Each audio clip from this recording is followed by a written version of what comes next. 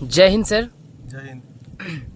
आज আমাদের তৃতীয় পার্ট শুরু হতে চলেছে।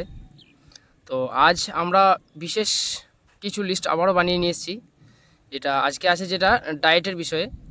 যারা রানিং করছে স্যার, তাদের কি কি খাওয়া উচিত এবং কি খাওয়া বারণ, অথবা ডায়েট সম্পর্কে কিছু বলুন আপনি। বেসিক্যালি ফিজিক্যাল ফিটনেসের ক্ষেত্রে ডায়েটের ভূমিকাটা বিরাট রকমের।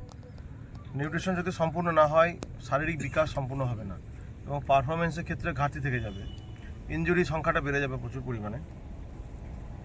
বেসিক্যালি কার্বোহাইড্রেটটা এই রানিং ইন্ডিয়ান আর্মি যে রান, এক্ষেত্রে কার্বোহাইড্রেটটা একটু ব্যালেন্স করে খেতে হবে, মানে ব্যালেন্স ডায়েট নিতে হবে। আর প্রোটিনটাকে প্রচুর পরিমাণে বাড়াতে হবে। প্রোটিনটা না খেলে মাসল পাওয়ারটা বাড়বে না, থাকার মেহসুস যেটা হয়, টায়ার্ডনেস যেটা আসে সেটা কমবে না। ওটাকে যদি বাড়ানো যায় তাহলে মানে টায়ার্ডনেসটা কমবে। আর প্রোটিন দুরকম হয়, একটা প্রাণীজ প্রোটিন, একটা উদ্ভিজ প্রোটিন। যেহেতু ইনজুরি সংখ্যাটা বেশি, প্রচুর পরিমাণে ইনজুরি হয়, স্ট্রেন্থিং এক্সারসাইজ প্রচুর হয় এবং একটা গতিকে ধরে রাখতে হয়, মাসলগুলো প্রচুর পরিমাণে ব্রেক হয় এবং নতুন করে রিবিল হতে হবে। তার জন্য কিন্তু প্রাণীজ প্রোটিনটা প্রচুর পরিমাণে খেতে হবে। প্রাণীজ প্রোটিনে প্রচুর পরিমাণে থাকে, ক্যারোটিন থাকে। ওই ক্রেটিন যদি না থাকে তাহলে কিন্তু মাসল ইনজুরি ঠিক হয় না। এটা উদ্ভিজ প্রোটিন থেকে পাওয়া যায় না। আবার উদ্ভিজ প্রোটিন যদি কেউ বেশি পরিমাণে খায় তাহলে সেক্ষেত্রে ইস্ট্রোজেন হরমোন, যেটা স্ত্রী হরমোন, সেটা বেড়ে যাওয়ার সম্ভাবনা থাকে। অতএব উদ্ভিজ প্রোটিন যতটা ইম্পর্টেন্ট, তার সঙ্গে প্রাণীজ প্রোটিনটাকেও খেতে হবে। আবার প্রোটিনটাকে যদি খুব বেশি পরিমাণে খাওয়া হয় তাহলে কিন্তু আবার দেখা যেতে পারে যে স্টুলের সমস্যা হতে পারে, মানে কোষ্ঠকাঠিন্যের সমস্যা হতে পারে। তার জন্য ভিটামিনসগুলো খুব দরকার আছে। বেসিক্যালি ভিটামিন সি খেলে মানে লিভারটা পরিষ্কার থাকবে এবং আরও অনেক কাজে লাগে। যেমন ভিটামিন ক্ষেত্রে সব রকম সবজি, সব রকমের ফসল, সিজন ফসলগুলো খাওয়া জরুরি। তার সত্ত্বেও যদি কারোর না হয়ে ওঠে তখন সেক্ষেত্রে vitamin A to Z tablet পাওয়া যায়, গোল্ড কোম্পানি সবথেকে ভালো। ওই ট্যাবলেটটা খেলে মোটামুটি তার মাসল ইনজুরি ঠিক হতে পারে, জয়েন্টগুলো ঠিক হতে পারে। ভিটামিনসের যে কাজ সেটা ঠিক হতে হবে। মানে ভিটামিনসের কাজ হচ্ছে রোগ প্রতিরোধক ক্ষমতাটা বাড়ানো। অর্থাৎ রোগ প্রতিরোধক ক্ষমতা ভালো থাকবে, ঘুম ভালো হবে, অ্যান্টি স্ট্রেসে কাজ করবে এবং তার ওই পেট পরিষ্কার থাকবে, মাসল ইঞ্জিনগুলো ঠিক হবে ভিটামিনের ক্ষেত্রে। আর ক্যালসিয়ামটা খুব দরকার। ক্যালসিয়ামের জন্য দুধ জাতীয় খাবার, মানে দুধ থেকে তৈরি যে খাবারগুলো, সেগুলো বেশি খেতে হবে। যেমন অনেকে দুধ থেকে ধর ছানা তৈরি হচ্ছে, দোকানে মিষ্টি তুলে খাচ্ছে, ওই মিষ্টি খাওয়া যাবে না। যেমন মিষ্টিতে চিনি থাকছে, চিনি তো সুগার থেকে এতে হচ্ছে না, আখ থেকে হচ্ছে না, ওটা হচ্ছে স্যাকারিন থেকে তৈরি হচ্ছে। অর্থাৎ চিনিটাকে অ্যাভয়েড করতে হবে, চেষ্টা করতে হবে চিনির জায়গায় যদি গুড় খাওয়া যায় ভালো হয়। আবার মধু খাওয়া যেতে পারে বেশি পরিমাণে। অর্থাৎ প্রোটিনটা খেতে হবে আর কার্বোহাইড্রেটটাকে কমাতে হবে। কার্বোহাইড্রেট যদি বেশি পরিমাণে খাওয়া হয়, শরীরটা থলথলে শরীর হয়ে যাবে, মানে ফ্যাটটা স্টোর হয়ে যাবে। ফ্যাট স্টোর হলেই কিন্তু অসুবিধা হয়ে যাবে।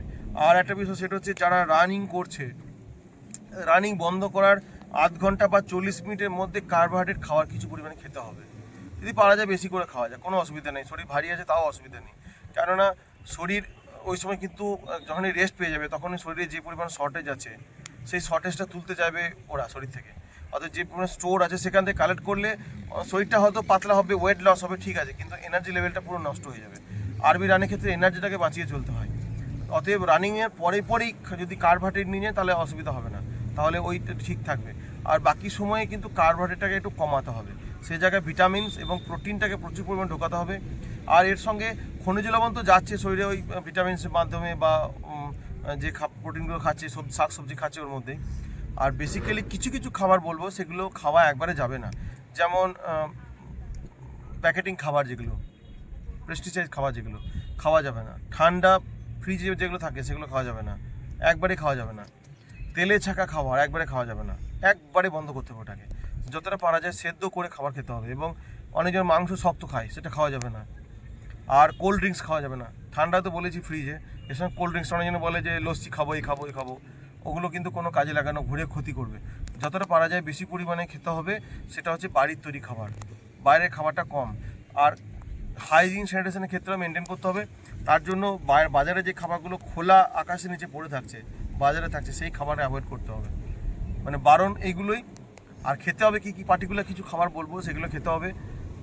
ছোলা, কাঁচা ছোলা খাওয়ার নিয়ম হচ্ছে চিবিয়ে যেটা খাবে সেটা হজম হবে, যেটা চিবিয়ে খাবে না সেটা হজম হবে না, সেটা গোটা গোটা বেরোবে, সমস্যা ওটাই।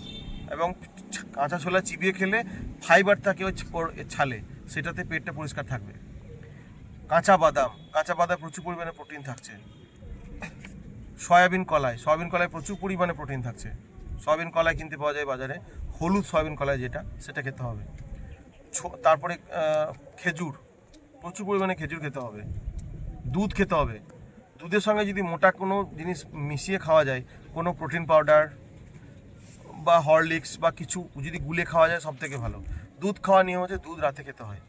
যাদের ল্যাকটিকের সমস্যা আছে, ল্যাকটিক মানে দুধ খেতে গেলে বমি হয়, তখন তাদের ক্ষেত্রে দই খেতে হবে। দই খাওয়ার নিয়ম হচ্ছে দিনের বেলায় খেতে হবে। দই চেষ্টা করা, যদি টক দই খাওয়া যায় সব থেকে বেটার। খেজুর আর কলা এমন একটা বিষয়, মানে কলা এমন একটা খাবার, কলা খেলে কিন্তু শরীর ভালো থাকবে, মানে এনার্জি লেভেলটা ঠিক থাকবে। কলার মধ্যে যে কার্বোহাইড্রেট আছে সেটা খুব তাড়াতাড়ি ব্লাডে মেশে। অনেকজনের ধারণা থাকে কলা খেলে মোটা হয়ে যায়, ওর কোনো সায়েন্টিফিক কজ নয়। কলাতে ফ্রুক্টোজ আছে, ফ্রুক্টোজ তো স্টোর করে না। তারপরে খেতে বলবো বিট, লাল বিট প্রচুর পরিমাণে খাওয়া। কলা বললাম খেতে। আর যদি পারা যায় ডিমটাকে বেশি পরিমাণে খেতে হবে। অনেকজনে বলবে যে ডিমে কুসুম খাওয়ার দরকার নেই, না কুসুমটাও খাও, কোনো অসুবিধা নেই, কুসুমটাও খাও, ডিমের সাদা অংশটা খাও বেশি পরিমাণে। ডায়েটের প্রতি স্পেশাল ধ্যান দিতে হবে, যতটা হার্ড প্র্যাকটিস করা দরকার ততটা ডায়েটও দরকার। এবং এনার্জি স্টোরের ক্ষেত্রে আরও অনেক খাবার আছে, যেমন মধু খাওয়া যেতে পারে। গুড় বললাম, গুড়টা খুব দরকার। আর ক্যালসিয়ামের সোর্সের জন্য দরকার যেটা বললাম দুধ জাতীয় খাবার। আর ওর সঙ্গে দরকার যদি চুন পাওয়া যায়, চুন যেটা ওই খৈনির সঙ্গে খায়, পানের সঙ্গে খায়, সেই চুনটা। তাই বলে খৈনি খেতে লাগলে হবে না, চেষ্টা করতে হবে ওই চুন অল্প, ছোলা দানা সমান অল্প চুন নিয়ে ঠান্ডা জলে, ঠান্ডা মানে খুব ঠান্ডা নয়, নাতিশীতোষ্ণ জলে গুলে খালি পেটে খাওয়া সকালবেলায়। ওই চুন খেলে অনেক শরীর উপকার হবে এবং ক্যালসিয়ামের যে শর্টেজ সেটা অনেকটা ঠিক করে দেবে। আর মিনারেলস তো বললাম। আর আয়রনটা দরকার, কলাতে আয়রন পাওয়া যায় প্রচুর পরিমাণে। আর সমস্ত শাকসবজি খেতে হবে। আয়রনের ভালো সোর্স হচ্ছে কিশমিশ, তারপরে বিট বললাম, লাল শাক, এগুলো সোর্স। এই আয়রনটা খেলে রক্তের পরিমাণটা বাড়বে, রক্তের পরিমাণটা বাড়লে এনার্জি লেভেলটা অনেকটা ঠিক থাকবে। আর বাকি মোটামুটি সব খাবারই খেতে হবে, মানে সবজি জাতীয় খাবার, সবজি ফল, কোনোটা খাবো না, এটা খাবো না, ওটা খাবো না বললে হবে না, সব রকমই খাবার খেতে হবে। তবে ভাত খাওয়ার মিনিমাম 4 ঘন্টা পরে এক্সারসাইজ করতে হবে, মানে হার্ড খাবার খেলে, পেট ভর্তি করে খাবার খেলে। আর টিফিন খাওয়ার আধ ঘন্টা বা 1 ঘন্টার মধ্যে এক্সারসাইজ করলেও হবে। কার্ডিও এক্সারসাইজ যেগুলো হয় সেগুলো ক্ষেত্রে পেট ভর্তি থাকলে কোনো অসুবিধা, পেট খালি রাখতে হবে। কার্ডিও এবং কোর মানে পেটের ব্যায়াম, এইগুলো ব্যায়াম করতে গেলে পেট খালি রাখতে হবে। আর যদি স্ট্রেংথিংয়ের ক্ষেত্রে পেট ভর্তি থাকলে কোনো অসুবিধা নেই। আর অনেকজন কী করে, রানিংয়ের সময় খুচখাচ করে জল খায়, এটা খাওয়া যাবে না, ক্ষতি করে দেবে প্রচুর লিভারে। কার্ডিও এক্সারসাইজ করার সময় কোনো জল কিছু খাওয়া যাবে না, একবারে টোটালি স্টপ। কোরের এক্সারসাইজ, পেটের ব্যায়াম সময় খুচখাচ জল খাওয়া যাবে না। বাকি স্ট্রেংথিংয়ের সময় খুচখাচ জল খাও, অসুবিধা নেই। আর একটা জিনিস খাওয়া যাবে, সেটা হচ্ছে গ্লুকন-ডি বা গ্লুকোজ জল। যদি ওআরএস পাওয়া যায় খুবই ভালো। প্রত্যেক দিন চেষ্টা করছো একটা করে ওআরএস খেতে হবে। জলটাকে প্রচুর পরিমাণে খেতে হবে, দেখা যেতে পারে না হলে ডিহাইড্রেট হবে শরীর প্রেশারটা ডাউন হয়ে যাবে, ব্লাড সুগারটা নেমে যাবে, সমস্যাগুলো হবে। কার্বোহাইড্রেটটাও খুব ইম্পর্ট্যান্ট, কিন্তু ব্যালেন্স খেতে হবে, খুব বেশি পরিমাণে খেয়ে নিতে হবে নয়। প্রোটিনটাকে প্রচুর পরিমাণে খেতে হবে, ওতে স্ট্রেংথ ডেভেলপ হবে। একজনের শরীর খুব ভারী, রানও করতে পারে না, মারামারিও করতে পারে না, কিছু করতে পারে না, দেখে আপাত দৃষ্টিতে মনে হবে তার গায়ে শক্তি বেশি, কিন্তু কখনোই না। একজনের শরীর পাতলা, কিন্তু তার প্রচুর পরিমাণে শরীরে প্রোটিন আছে, সে প্রোটিন সাপ্লিমেন্ট বেশি খায় এবং শরীর শক্ত, সে কিন্তু অনেকটাই ভালো সার্ভিস দিতে পারবে। তাদের ডায়েটটা কিন্তু খুব ইম্পর্টেন্ট, এইটুকুই বলবো। ধন্যবাদ স্যার, খুবই সুন্দর লাগলো এই ভিডিওটা। আশা করি অনেকজনেরই যারা এই রানিংয়ের জন্য বা ওয়েট লস থেকে ধরে যারা এই ডিফেন্সে রয়েছে তাদের পক্ষে অনেক একটা ভালো একটা অ্যাডভাইস এটা। Thank you sir. भारत माता के जय, भारत माता के जय, जय हिंद, जय हिंद, जय हिंद, जय Hind, Vande Mataram, Vande Mataram, Vande Mataram, Vande Mataram. CSA hip hip, CSA hip hip, CSA hip hip, CSA hip hip.